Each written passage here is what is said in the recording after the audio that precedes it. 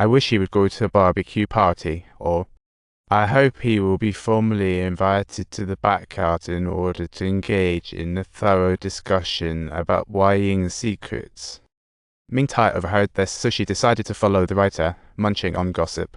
Seeing the writer rummage through his house, Mingtai stayed quiet to learn how he knew Wai Ying, catching him like a kitten trying to escape. After 2 days of bickering, Jiwan Changyong was forced to show up here for an investigation, and both were taken back to the precinct for a special interview. How perplexing. No notice? That's concerning, but do you know those people? How can they just waltz into someone else's home and rummage around? Oh right, speaking of which, that writer's book. Is it this book called Night Walk? Officer Liu, please enlighten us. The investigation found that the writer's novel Night Walk had a lot of plot twists that were eerily similar to this case. The book depicts a woman whose husband is a drug addict who meets a bizarre end, and she mysteriously vanishes as well. This coincidence made police wonder if the novel was based on real events, but the writer insisted it was fictional. But how on earth do you know that Bai is dead? With so much said in the book, that woman is basically a dark knight. Upon hearing this crucial info, Mingtai zoomed toward our beloved home like lightning. She pulled out Night Walk and started reading.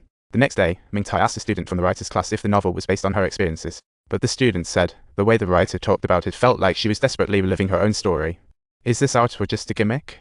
The heroine goes through ups and downs, living with a hot-tempered city guy who might just serve her a side of chaos with a knife. This instantly reminded Mingtai of herself, while the writer was busy looking up an address pointing to a mysterious spot 7 away. She immediately set off in her car and, in no time at all, found herself face to face with a young man at a 3-hole venue 7 lie away. The writer affirmed that she had never intended anything of the sort. However, the other party was completely unimpressed by her assertions. The writer didn't outright say it, but her story and hints made Mingtai think she has other options, claiming the writer gave Wai Ying a glimmer of hope. Brother returned home, and Mingtai swiftly emerged from her search, getting straight to the point, asking where Wai Ying's daughter Zoomin was. The brother remained tight-lipped, refusing to divulge any information.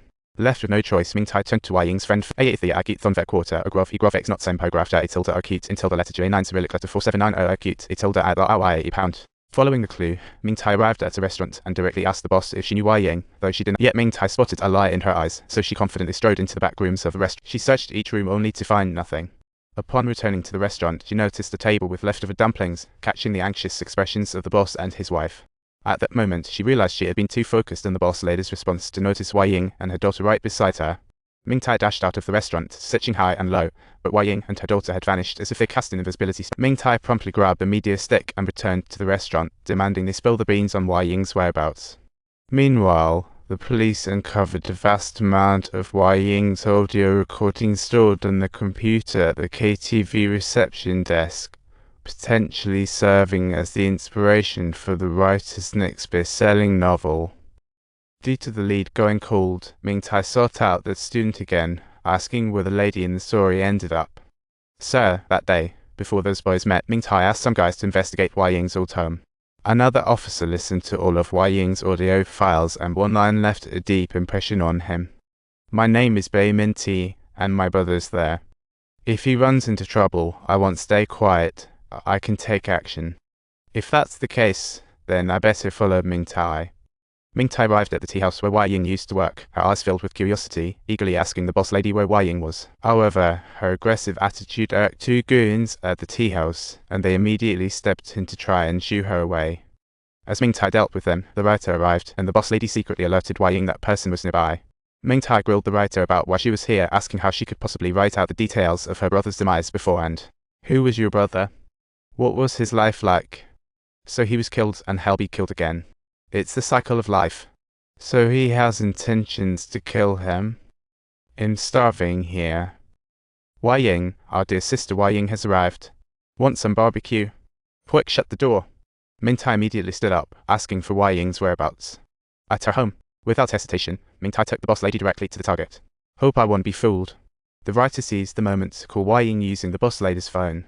After getting in touch with Wai Ying, the boss lady led Mingtai to her house, but it was eerily empty. Sitting in the car, Bingui quickly reported to Chan Maoji that Mingtai had found Wai Ying's hideout. Upon hearing this, Chan Maoji promptly issued orders, directing Bingui to elaborate on and specify the next plan.